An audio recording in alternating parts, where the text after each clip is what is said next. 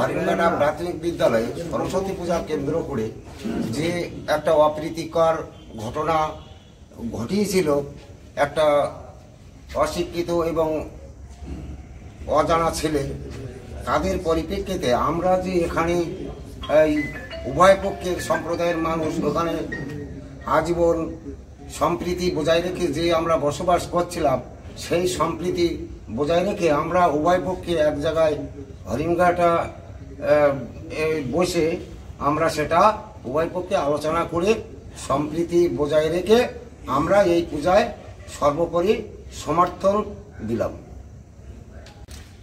আমরা হরিণঘাটা থানা অন্তর্গত দাসবেরিয়া গ্রামের স্থানীয় হিন্দু মুসলিম সম্প্রদায়ের মানুষ।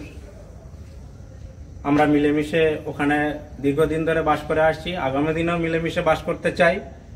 তো পূজা কেন্দ্রিক ঘটনাকে কেন্দ্র করে এক ধরনের সোশ্যাল মিডিয়া আমাদের নামে যে অপপ্রচারটা চালিয়ে বাংলাকে কালিমালিপ্ত করার প্রচেষ্টা চালিয়েছে, আমরা এর ঘোর বিরোধী।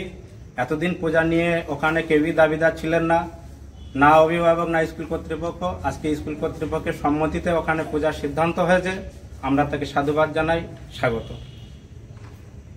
বাংলার স্বাদে বাঙালির সেবায় মা বাসন্তী হোটেল অ্যান্ড রেস্টুরেন্ট, ঠিকানা পোক্তাপুল, নারায়ণগড়, পশ্চিম মেদিনীপুর।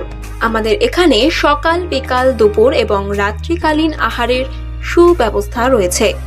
সুলভ মূল্যে আহারের একটাই ঠিকানা মা বাসন্তী হোটেল অ্যান্ড রেস্টুরেন্ট। আমাদের এখানে সমস্ত ধরনের খাবার অর্ডার নেওয়া হয়।